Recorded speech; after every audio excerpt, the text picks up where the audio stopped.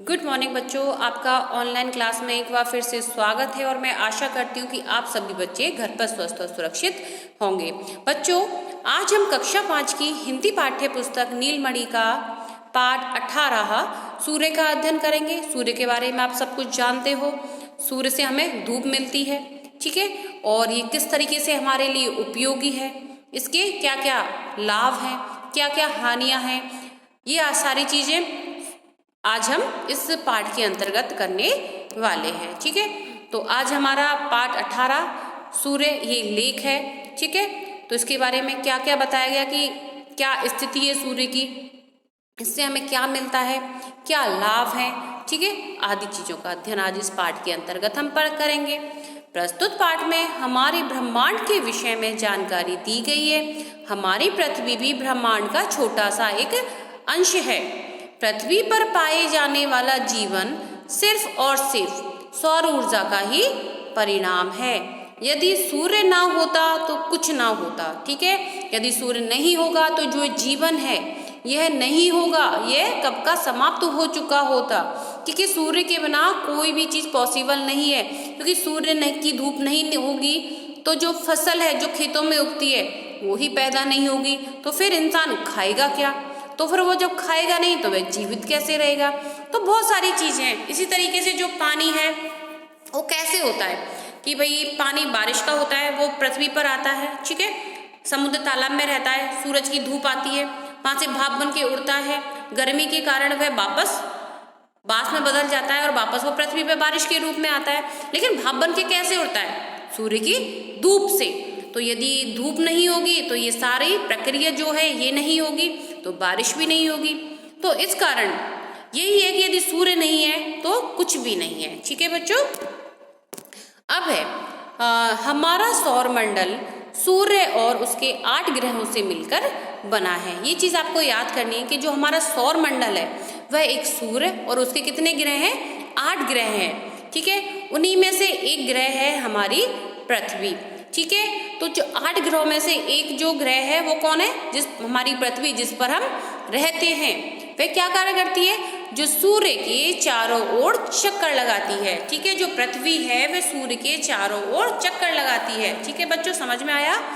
आपको यह जानकर बहुत आश्चर्य होगा कि सूर्य हमारी पृथ्वी से 13.5 लाख गुना बड़ा है। हालांकि हम जब पृथ्वी से उसको देखते हैं तो हमें ज्यादा बड़ा नहीं लगता, लेकिन पृथ्वी से कितनी दूरी है इसकी, कितना बड़ा है ये?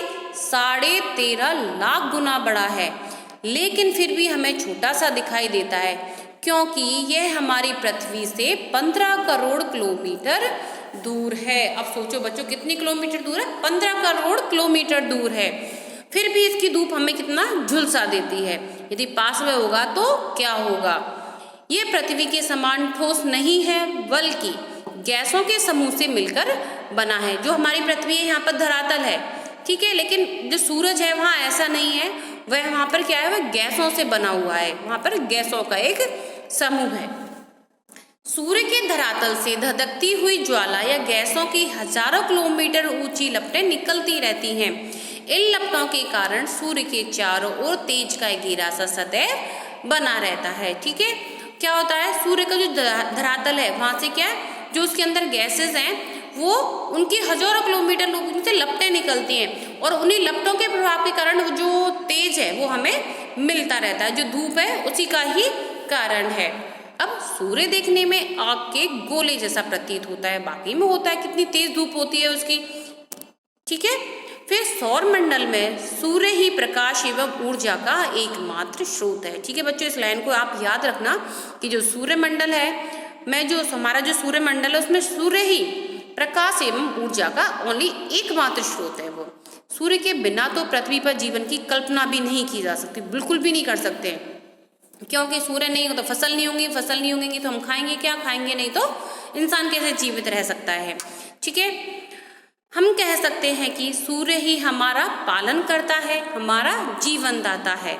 बारिश के दिनों में जब कभी भी पूरे दिन सूरज नहीं निकलता, तब वातावरण में कितनी नमी हो जाती है। आपने देखा है कि बारिश के दिनों में बादल छाए रहते हैं, तो सूरज नहीं निकलता कई दिनों तक, तो कैसी कंडीशंस होती हैं?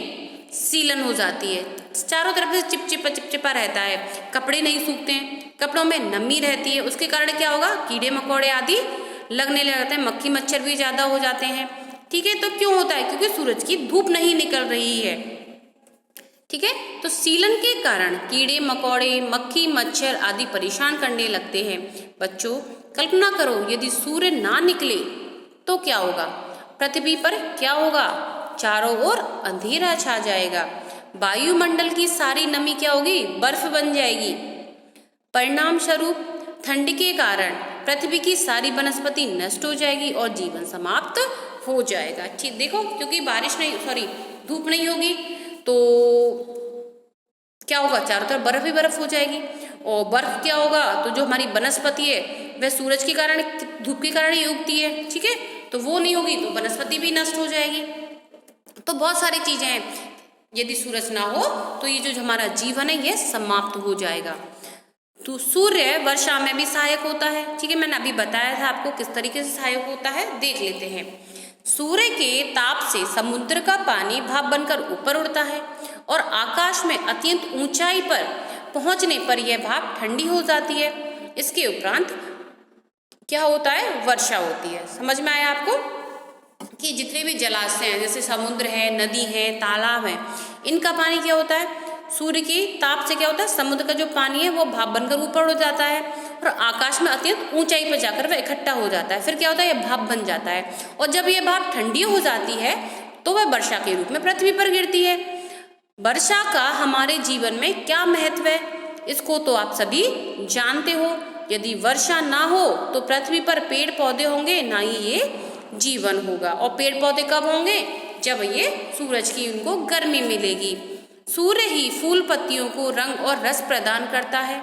पत्तियां सूर्य के प्रकाश से भोजन बनाती हैं, वृक्षों को भोजन पहुंचाती हैं, वे हरे भरे रहते हैं। धूप से ही फसलें तैयार होती हैं और मनुष्य साग सब्जी अन्न फल आदि प्राप्त करता है। तो ये सारी क्रियाएं कैसे होती हैं, सूर्य के कारण ही होती हैं, क्योंकि सूर्य के कारण ही जो फूल पत्ते हैं उनको रंग मिलता है। ठीक है, क्योंकि पत्तियां सूर्य के प्रकाश से अपना भोजन बनाती हैं और वृक्षों को भोजन पहुंचाती, इसी कारण भी हमेशा हरे भरे रहते हैं। धूप से ही फसलें तैयार होती हैं, नहीं तो फसल तैयार नहीं होगी, फसलें पकेंगी नहीं, क्योंकि सूरज की धूप मिलेगी तभी जो फसलें हैं वो पकती हैं।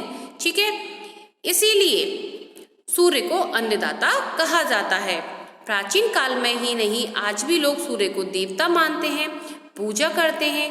कोणार्क का ऐतिहासिक सूर्य मंदिर विश्व प्रसिद्ध है। ठीक है, सूर्य जो मंदिर है वह कोणार्क में है और वह पूरे विश्व में प्रसिद्ध है।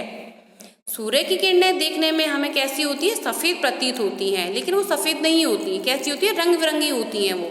ठीक है, लेकिन हम जब उनको देखते हैं तो हमें कैसी लगती है कि वो सफेद है, लेकिन ऐसा नहीं है। वो इंद्रधनुष के जो रंग होते हैं उनमें उन्हीं रंगों से बनी हुई होती है।